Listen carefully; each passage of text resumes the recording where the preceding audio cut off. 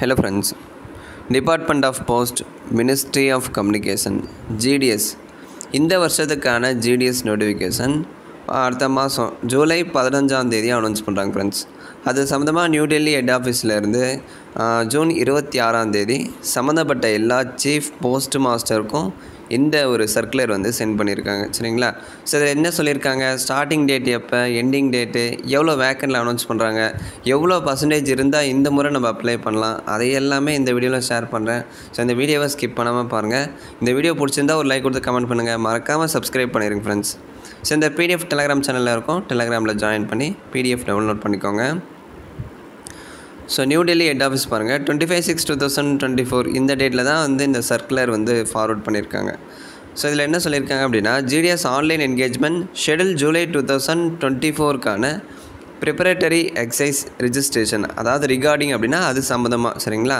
ஜூலை 2024க்கான நோட்டிஃபிகேஷன் எப்போ ரிலீஸ் பண்ணுறாங்க அது சம்மந்தமாக தான் இந்த ஒரு நோட்டீஸ் வந்து ரெடி பண்ணியிருக்காங்க. It has been tentatively decided to notify the vacancies under the GDS online engagement schedule July 2024 in second week of July. July 2வது வாரத்தில் நோட்டிஃபிகேஷன் இஷ்யூ பண்ணுறோம் அப்படின்னு சொல்லியிருக்காங்க. அதுக்கான டைம் லைன் கீழே கொடுத்துருக்காங்க பாருங்கள். Data entry of vacancies by division, அதாவது ஒரு டிவிஷனுக்கான டேட்டா என்ட்ரி 1 ஜூலையிலேருந்து 6 ஜூலை வரையும் இருக்கும்.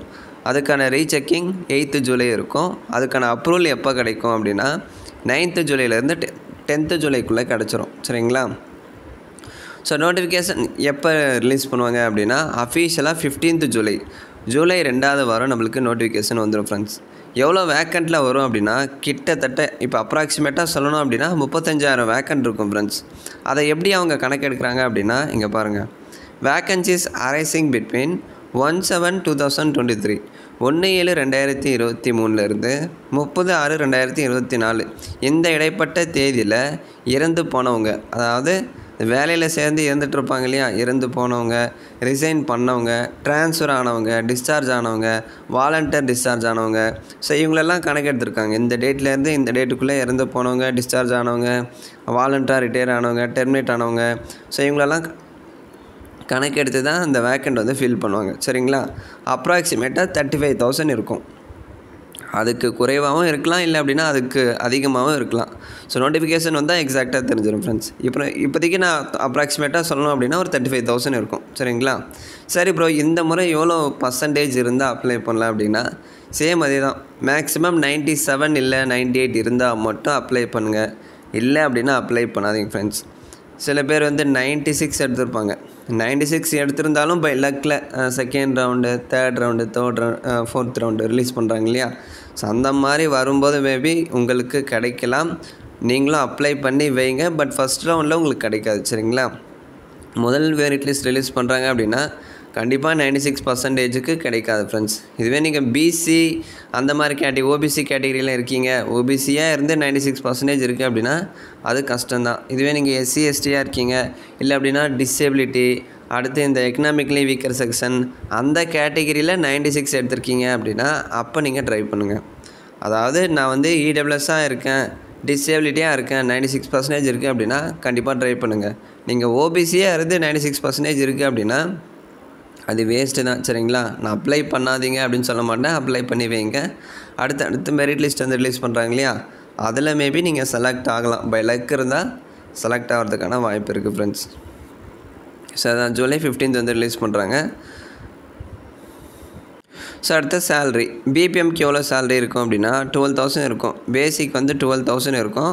ப்ளஸ் அது போக உங்களுக்கு அந்த அலவன்ஸு அதெல்லாமே வந்து ஆட் பண்ணுவாங்க. டிஎன்எஸ் அலவன்ஸு, அந்த டைம் ரிலேட்டடாக அதெல்லாமே இருக்கும். ஓகேங்களா?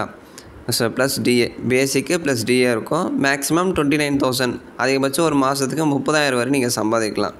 அடுத்து ஏபிஎம்க்கு பார்த்தீங்க அப்படின்னா 10,000 இருக்கும். ப்ளஸ் டிஏ உங்களுக்கு வந்து ஆட் பண்ணி தருவாங்க. கடைசி வரையும் நம்ம பிபிஎம்மாக தான் ஒர்க் பண்ண முடியுமா, அதுக்கப்புறம் நம்ம வந்து வேறு போஸ்டிங் வந்து போக முடியாதா அப்படின்னு கேட்டிங்கன்னா 5 வருஷம் பிபிஎம்மாக ஒர்க் பண்ணிங்க அப்படின்னா நீங்கள் டிபார்ட்மெண்ட் எக்ஸாம் எழுதி உள்ளே போகலாம். சரிங்களா? அதுக்கான ஆப்பர்ச்சுனிட்டி நிறையா இருக்குது. கண்டிப்பாக இந்த ஜாப் கிடச்சா நீங்கள் நெக்லெக்ட் பண்ணாதீங்க, இதை யூஸ் பண்ணிக்கோங்க. இதை யூஸ் பண்ணி நீங்கள் அடுத்த கட்ட ஸ்டேஜுக்கு போகலாம் போஸ்ட் ஆஃபீஸ் டிபார்ட்மெண்ட்டில். சரிங்களா? ஸோ போஸ்டல் டிபார்ட்மெண்ட்டில் பிபிஎம் ஸோ உங்களுக்கு கிடைக்குது அப்படின்னா அதில் நீங்கள் 5 வருஷம் ஒர்க் பண்ணி டிபார்ட்மெண்ட் எக்ஸாம் எழுதி உள்ளே போகலாம் ஃப்ரெண்ட்ஸ். ஸோ பிரான்ச் போஸ்ட் மாஸ்டர்னால் என்ன, பிபிஎம்க்கு என்னென்ன ஒர்க் இருக்கும் அதை இங்கே ஷார்ட்டாக கொடுத்துருப்பாங்க. ஸோ போஸ்ட்டு சேல் பண்ணுறது, பிரான்ச் ஆப்ரேஷன் மேனேஜ் பண்ணுறது, இந்த மாதிரி ஜென்ரலாக உங்களுக்கு ஆஃபீஸ் ஒர்க் தான் இருக்கும். சரிங்களா, அதை வந்து இதில் செக் பண்ணிக்கோங்க. பிபிஎம்மாக இருந்தாலும் சரி, ஏபிபிஎம்மாக இருந்தாலும் சரி, நீங்கள் எந்த ரீஜனில் அப்ளை பண்ணுறீங்களோ அந்த ரீஜனில் தான் நீங்கள் இருக்கணும். மெயினாக உங்களுக்கு தமிழ் லாங்குவேஜ் தெரிஞ்சிருக்கணும். அதாவது நீங்கள் எந்த ஸ்டேட்டுக்கு அப்ளை பண்ணுறீங்களோ அந்த ஸ்டேட்டோட லோக்கல் லாங்குவேஜ் கட்டாயம் தெரிஞ்சிருக்கணும். ஏபிபிஎம்னா என்ன, assistant branch post master. Same அதே தான், போஸ்ட்டு வந்து டெலிவரி பண்ணுறது. மெஜாரிட்டி உங்களுக்கு அந்த மெயில் டெலிவரி ஒர்க் தான் ஃப்ரெண்ட்ஸ் இருக்கும்.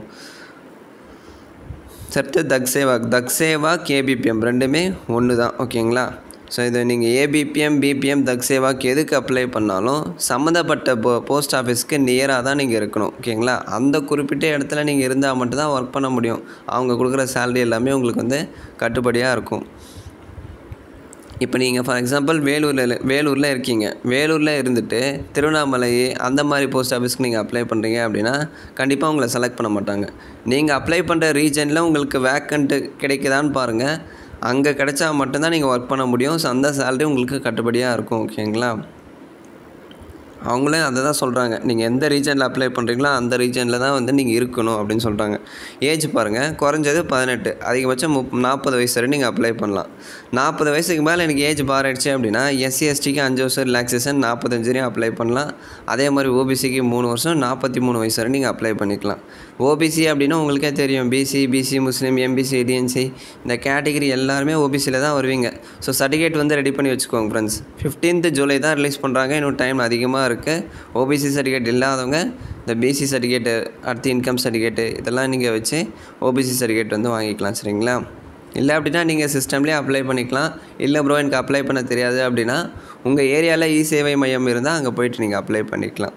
ஸோ இதுக்கு என்ன படிச்சிருக்கணும் அப்படின்னா 10th தான். அதுக்கு எல்லாருக்குமே தெரியும் 10th படிச்சிருக்கணும். ப்ளஸ் அதில் மேக்ஸ், இங்கிலீஷு இதெல்லாம் கம்பல்சரி ஒரு சப்ஜெக்டாக எடுத்து படிச்சிருக்கணும்.